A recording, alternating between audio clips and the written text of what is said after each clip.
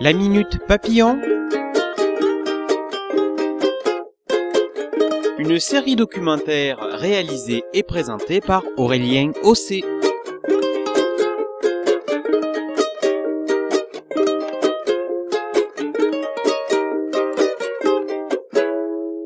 Bonjour. Aujourd'hui, nous allons parler de la lutte biologique contre les lépidoptères ravageurs. La lutte biologique est une méthode qui repose sur l'utilisation d'organismes vivants dans le but de contrôler ou de limiter des populations de ravageurs des cultures. L'objectif est de diminuer notamment l'utilisation des produits phytosanitaires par l'utilisation d'ennemis naturels, qu'on appelle les auxiliaires, pour défendre les végétaux des organismes nuisibles, les bioagresseurs. La lutte biologique présente de nombreux avantages. Elle évite la résistance aux pesticides, elle évite leur utilisation et donc leur risque pour la santé et l'environnement. La lutte biologique n'engendre pas de pollution. C'est aussi une solution ciblée qui peut être développée sur de vastes territoires. Ce recours a tendance à augmenter. Les agents de lutte contre les lépidoptères ravageurs peuvent être des arthropodes prédateurs ou parasitoïdes des œufs et des larves, des nématodes entomopathogènes, des bactéries comme Bacillus thuringiensis ou encore des champignons. Commençons par parler de la bactérie Bacillus thuringiensis. Cette bactérie est l'insecticide le plus utilisé en agriculture biologique. C'est une bactérie gram-positif, aérobie et sporulée de 5 micromètres de long. Elle a été isolée pour la première fois en 1901. C'est une bactérie qui vit naturellement dans le sol. Il faut savoir qu'elle a des vertus entomotoxiques. En effet, ingérée chez les lépidoptères par les chenilles, cette bactérie provoque leur mort par paralysie en quelques heures seulement grâce à ses toxines. Cette action est à l'origine d'un intérêt agricole et sylvicole depuis les années 30.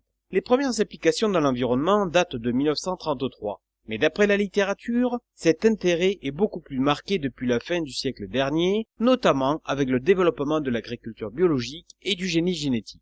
Par rapport aux pesticides chimiques classiques, ce genre de contrôle biologique présente l'avantage de combattre certaines espèces d'insectes d'une manière ciblée.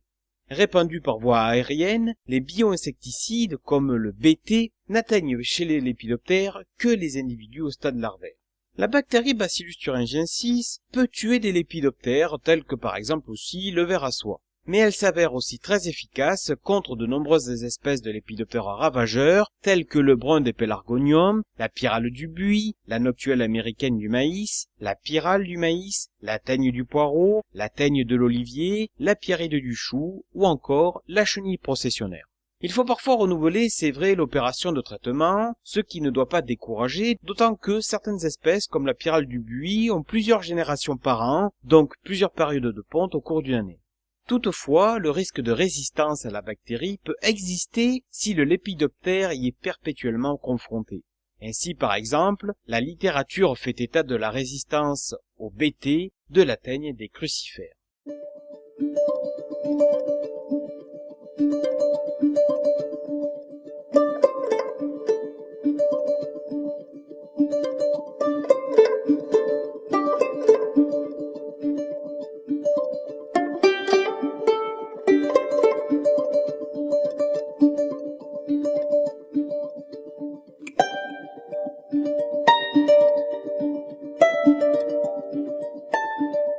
Parmi les moyens de lutte biologique contre les lépidoptères, s'offre à nous l'utilisation des nématodes entomopathogènes. Les nématodes entomopathogènes sont des animaux qui appartiennent à l'embranchement des nématodes, c'est-à-dire des vers ronds microscopiques dont la taille varie entre 500 micromètres à 1,2 mm. Ils vivent en symbiose avec des bactéries contenues dans leur tube digestif et dont les enzymes et les toxines ont des propriétés entomotoxiques.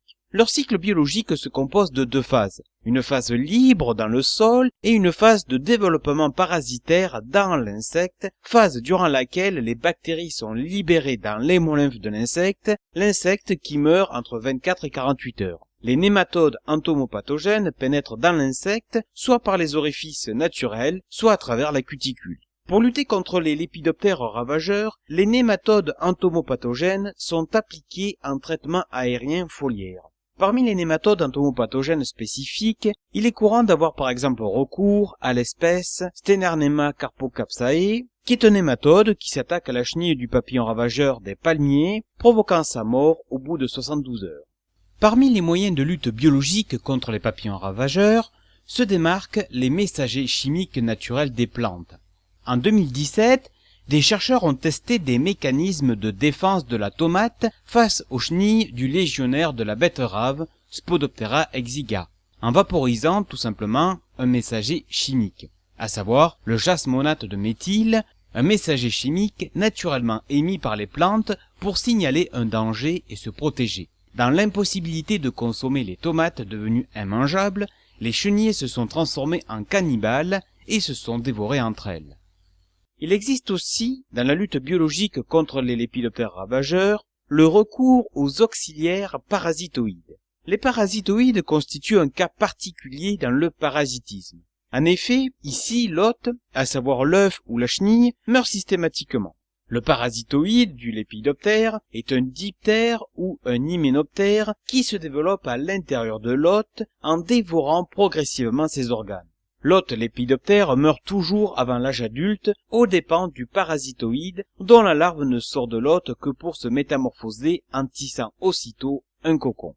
Pour lutter contre les espèces nuisibles, les auxiliaires parasitoïdes sont de véritables alliés. Ils sont ainsi utilisés contre la mineuse sud-américaine de la tomate ou encore la pyrale du maïs.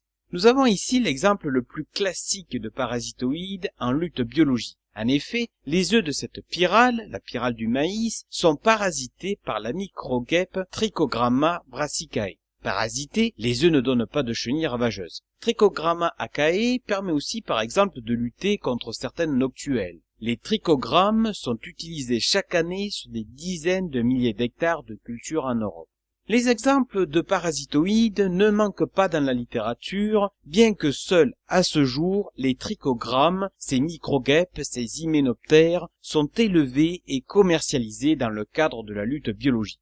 Cette voie naturelle est une réelle alternative contre les pesticides chimiques. Beaucoup d'études sont actuellement conduites dans ce domaine, il faut le savoir, d'autres sont encore à venir. Il est nécessaire d'étudier avant tout les parasitoïdes avant leur élevage et les lâcher sur le terrain. Il faut bien évidemment, auparavant, les découvrir. Ainsi, outre les trichogrammes, la littérature mentionne par exemple l'espèce Compsylura concinata. Cette mouche parasitoïde peut pondre 3 à 4 fois par an, sans larves en 2 jours seulement, sur le corps de ses victimes. Outre les lépidoptères, elle peut parasiter d'autres insectes appartenant aux coléoptères ou encore aux hyménoptères. Cette mouche native d'Europe a été introduite en 1906 en Amérique du Nord afin de contrôler la population du papillon envahisseur et ravageur Bombyx disparate. Enfin, il faut savoir par exemple que la lutte biologique contre la mineuse des feuilles d'agrumes repose sur l'hyménoptère Ageniapsis citricola. Pour contrôler les espèces de ravageurs nuisibles aux cultures, il faut savoir que les exploitants s'orientent vers la restauration de l'habitat des prédateurs et des parasitoïdes avec des plantes natives qui favorisent leur population. Dans la lutte biologique contre les lépidoptères ravageurs, il est aussi question des prédateurs. Des insectes prédateurs des lépidoptères, comme les larves de chrysopes, peuvent être utilisés en oléiculture par exemple, dans la lutte contre la teigne de l'olivier. Il s'agit aussi, dans cet appui des prédateurs des chenilles, de les favoriser. Comme nous le verrons ultérieurement, les chenilles ont naturellement de nombreux ennemis, et certains sont donc utilisés comme des auxiliaires et des agents de lutte biologique. Les oiseaux, comme les mésanges, sont de grands consommateurs de chenilles. Ainsi, il suffit tout simplement de favoriser leur implantation sur le territoire en question en installant des nichoirs.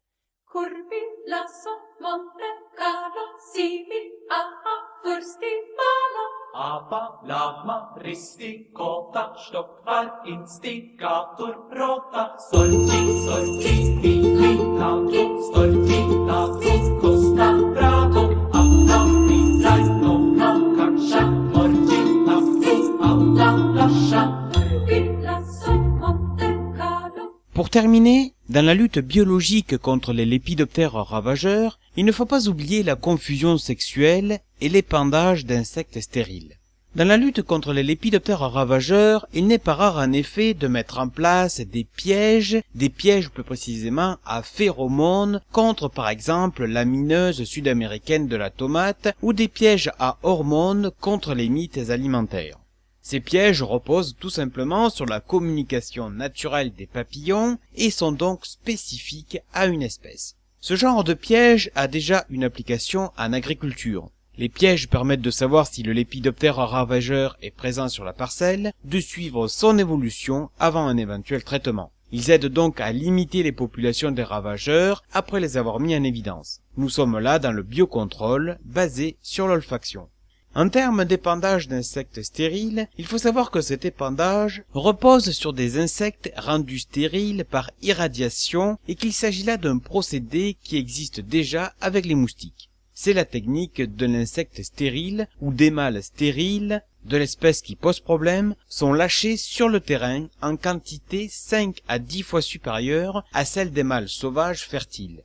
En 2011, une étude scientifique révélait que depuis 2006, des milliards de papillons de l'espèce Pectinophora gossypiella, qui s'attaquent principalement au coton, avaient été largués par avion sur les champs en Arizona aux États-Unis. Ces individus étaient stériles et avaient pour but d'engendrer des accouplements avec des individus fertiles du terrain, mais sans pouvoir donner de descendance, faisant de la sorte diminuer la population de ravageurs.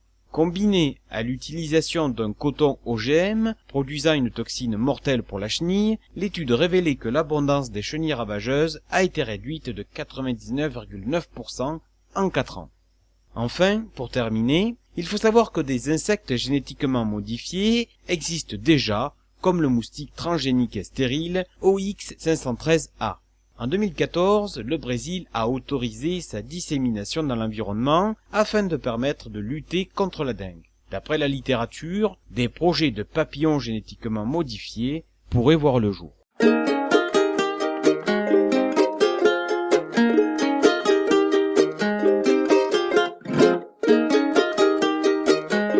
La Minute Papillon. Une série documentaire réalisée et présentée par Aurélien Ossé.